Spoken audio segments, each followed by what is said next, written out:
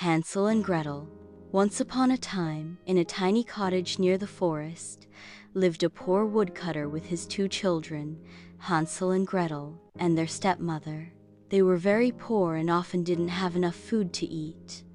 One night, the stepmother whispered to the woodcutter, "There isn't enough food for us all. We must leave the children in the forest." The woodcutter was very sad, but the stepmother insisted.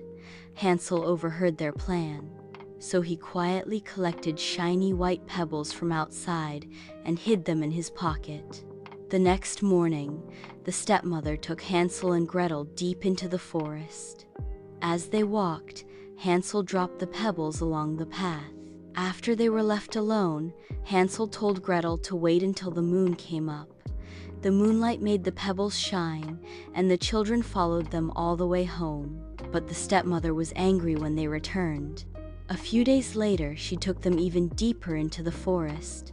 This time, Hansel didn't have time to collect pebbles, so he used pieces of bread instead.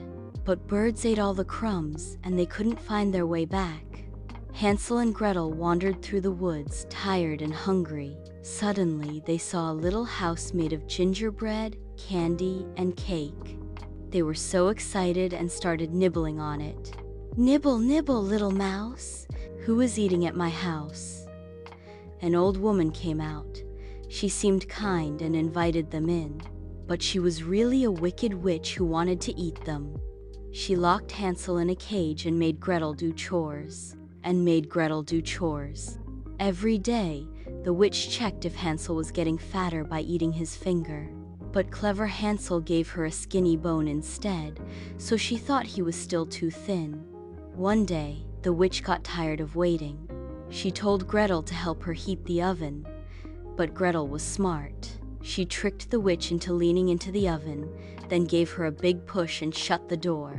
The witch was gone for good. Gretel freed Hansel, and they found a treasure chest full of gold and jewels in the house. They filled their pockets and followed a path that led them back home. Their father was so happy to see them. The wicked stepmother was gone, and now they had enough money to live happily ever after. Moral of the story: bravery, clever thinking, and sticking together can help you overcome even the darkest times.